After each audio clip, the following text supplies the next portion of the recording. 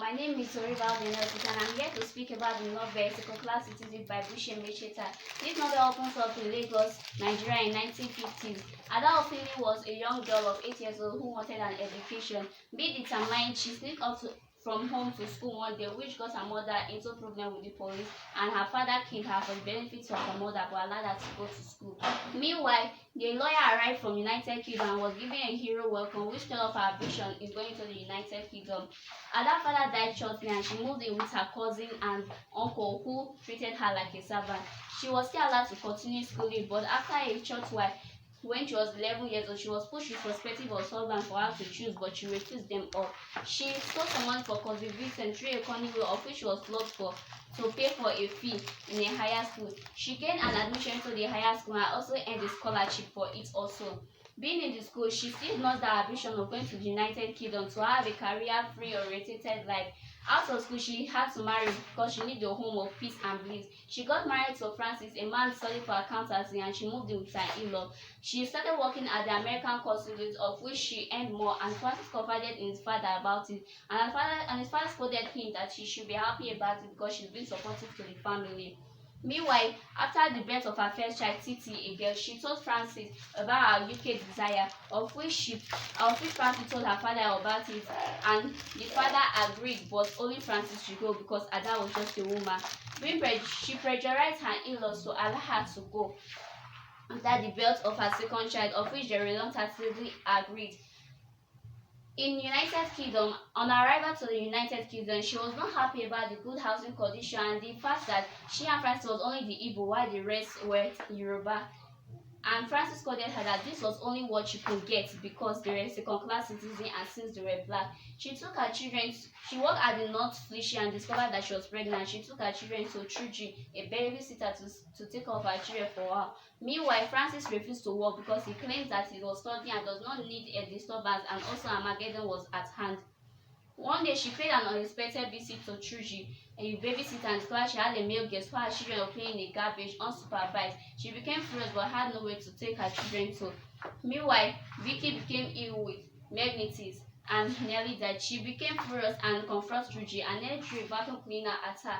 All this happening made her to get a nursery place for her children. Ada and Francis were evicted from their homes because they kept their children with them, unlike the black people in the United Kingdom. Searching for houses in the United Kingdom was really challenging, and they were having adverts, sorry, no color there. Finally, after a very long run, she was able to gain a house from Mr. Noble, an immigrant, also a Nigerian. She was unwell for a very long time, and her baby was not yet due, but baby kicked a great deal. One day she came early from work because of the railway's shortcoming, while Francis blamed her that it was laziness and she was just giving that as mere excuse.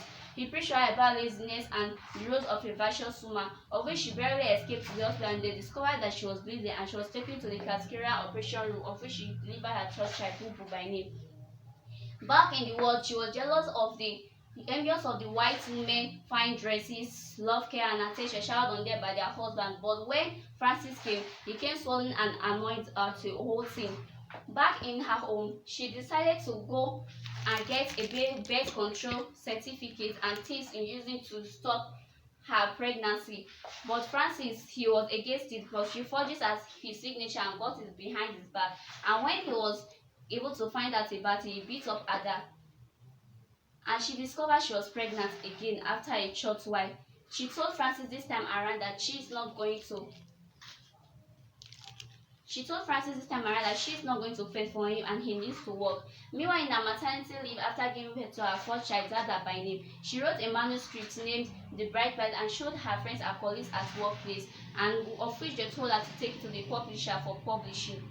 She showed Francis, but he was not impressed with it and he bounced it all up. Then Francis repeatedly failed the certificate examination, and he does not want a wife that is more accomplished than him. So they had crisis at almost times, and Ada had to pack out. She packed out while Francis was able to trace her new apartment through Titi when she was coming from her nursery home. They got into a hot argument and he gave her some bruises. Back in the court, because Ada had to run to the court for protection, Francis told a lie that all the bruises was a result of fall.